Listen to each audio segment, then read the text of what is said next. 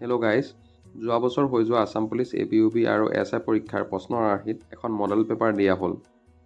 আজিৰ প্ৰথম প্ৰশ্নটো হৈছে পিকক আইলেণ্ড বুলি কোনটো দ্বীপক কোৱা হয়? ইয়াৰ শুদ্ধ উত্তৰটো হৈছে উমানন্দ দ্বীপক কোৱা হয়। আজিৰ পৰৱৰ্তী প্ৰশ্নটো হৈছে বাৰ্ড অৱ ব্ৰহ্মপুত্ৰ বুলি কোনজন মহান ব্যক্তিক কোৱা হয়? ইয়াৰ শুদ্ধ উত্তৰটো হৈছে ভূপেন হাজৰিকা। পৰৱৰ্তী প্ৰশ্নটো হৈছে হাইদাং গীত কোনটো জনগোষ্ঠীৰ লোকে পৰিৱেশন কৰে? ইয়াৰ শুদ্ধ উত্তৰটো হৈছে সোণোৱাল কছাৰীসকলে পৰিৱেশন কৰে। আজিৰ পৰৱৰ্তী প্ৰশ্নটো হৈছে শিঙৰি ঘৰত উঠা উৎসৱ কোনজন আহোম ৰজাই পাতিছিল? ইয়াৰ শুদ্ধ উত্তৰটো হৈছে চুডাংফা।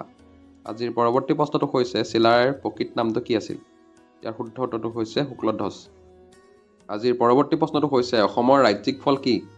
অসমৰ ৰাজ্যিক ফল হ'ল কাজিনেমু। আজিৰ পৰৱৰ্তী প্ৰশ্নটো হৈছে বৰাক নদীৰ উৎপত্তিস্থল ক'ত? ইয়াৰ শুদ্ধ উত্তৰটো হৈছে মণিপুৰৰ লিয়াইকুলুং নামৰ গাঁওখনত। আজিৰ পৰৱৰ্তী প্ৰশ্নটো হৈছে কম্পিউটাৰৰ বৃহৎ সংৰক্ষণৰ একক বুলি কাক কোৱা হয়? টেৰাবাইটক কোৱা হয়। আহোমৰ ৰাজধানী যোৰহাটলৈ কোনজন স্বৰ্গদেৱে স্থানান্তৰিত কৰিছিল? ইয়াৰ শুদ্ধ উত্তৰটো হৈছে গৌৰীনাথ সিংহ। লটাছ টেম্পল কোন ঠাইত আছে? ইয়াৰ শুদ্ধ উত্তৰটো হৈছে দিল্লীত আছে। আজিৰ পৰৱৰ্তী প্ৰশ্নটো হৈছে হৰ্ণবিল উৎসৱ নাগালেণ্ডৰ কোনখন গাঁৱত পালন কৰা হয়? ইয়াৰ শুদ্ধ উত্তৰটো হৈছে কিচামা গাঁৱত পালন কৰা হয়। আজিৰ পৰৱৰ্তী প্ৰশ্নটো হৈছে জুবিন গাৰ্গৰ প্ৰথম এলবামটোৰ নাম কি আছিল? ইয়াৰ শুদ্ধ উত্তৰটো হৈছে অনামিকা। ছিকিমৰ ৰাজধানী কি? ছিকিমৰ ৰাজধানী গেংটক। ৰুদ্ৰসিংহৰ আহোম নামটো কি আছিল? ইয়াৰ শুদ্ধ উত্তৰটো হৈছে চুখ্ৰাংফা।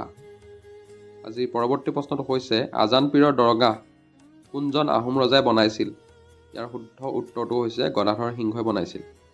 মুখ্যমন্ত্ৰী নিযুত মইনা আঁচনি কোনটো ক্ষেত্ৰৰ লগত জড়িত? ইয়াৰ শুদ্ধ উত্তৰটো হৈছে নাৰী শিক্ষাৰ লগত জড়িত। আজিৰ পৰৱৰ্তী প্ৰশ্নটো হৈছে চুইচিনি নৃত্য কোনখন ৰাজ্যত প্ৰদৰ্শন কৰা হয়? ইয়াৰ শুদ্ধ উত্তৰটো হৈছে ৰাজস্থানত। আজিৰ পৰৱৰ্তী প্ৰশ্নটো হৈছে ধলা শদিয়া দলংখন কোনখন নদীৰ ওপৰত নিৰ্মাণ কৰা হৈছে? ইয়াৰ শুদ্ধ উত্তৰটো হৈছে লোহিত নদীৰ ওপৰত। পদ্মশ্ৰী সন্মান লাভ কৰা প্ৰথম অসমীয়া মহিলা কোন? এই প্ৰশ্নটোৰ শুদ্ধ উত্তৰ হৈছে নলিনীবালা দেৱী। নাবাৰ্ডৰ মুখ্য কাৰ্যালয় কোন ঠাইত অৱস্থিত? ইয়াৰ শুদ্ধ উত্তৰটো হৈছে মুম্বাই। আজিৰ পৰৱৰ্তী প্ৰশ্নটো হৈছে ডুৰাণ্ড কাপ কোনবিধ খেলৰ লগত জড়িত? ডুৰাণ্ড কাপ ফুটবল খেলৰ লগত জড়িত। আজিৰ পৰৱৰ্তী প্ৰশ্নটো হৈছে পেৰিছ নদী কোন নদীৰ পাৰত আছে? ইয়াৰ শুদ্ধ উত্তৰটো হৈছে চেইন নদীৰ পাৰত আছে। বাস্কেটবলত কিমানজন খেলুৱৈ থাকে? ইয়াৰ শুদ্ধ উত্তৰটো হৈছে 5জন খেলুৱৈ থাকে। অসমৰ মুঠ মাটিকালি কিমান? অসমৰ মুঠ মাটিকালি হৈছে ৭৮,৪38 বৰ্গ কিলোমিটাৰ। আজিৰ পৰৱৰ্তী প্ৰশ্নটো হৈছে মহাপুৰুষ মাধৱদেৱৰ মাকৰ নামটো কি আছিল? মহাপুৰুষ মাধৱদেৱৰ মাকৰ নামটো আছিল মনোৰমা। আজিৰ পৰৱৰ্তী প্ৰশ্নটো হৈছে ভক্তি প্ৰদীপ কাব্যখন কোনে লিখিছিল? এই প্ৰশ্নটোৰ শুদ্ধ উত্তৰটো হৈছে শংকৰদেৱে লিখিছিল। ভাৰতীয় জাতীয় কংগ্ৰেছৰ পিতৃ বুলি কাক কোৱা হয়? A.O. হিউমক কোৱা হয়। আজিৰ পৰৱৰ্তী প্ৰশ্নটো হৈছে অসমৰ একমাত্ৰ ৰামচৰ ঠাইখন ক'ত অৱস্থিত? ইয়াৰ শুদ্ধ উত্তৰটো হৈছে দীপৰ বিল। আনটু দ্য লাষ্ট নামৰ গ্ৰন্থখন কোনে লিখিছিল? এই প্ৰশ্নটোৰ শুদ্ধ উত্তৰটো হৈছে জন ৰাস্কিনে লিখিছিল। এই কিতাপখনৰ পৰা মহাত্মা গান্ধী প্ৰভাৱিত হোৱা দেখা গৈছিল। আমাৰ আজি মডেল পেপাৰখনৰ অন্তিমটো প্ৰশ্ন হৈছে অলিম্পিকত ব্ৰঞ্জৰ পদক পোৱা অমন চেৰাৱত কোনবিধ খেলৰ লগত জড়িত?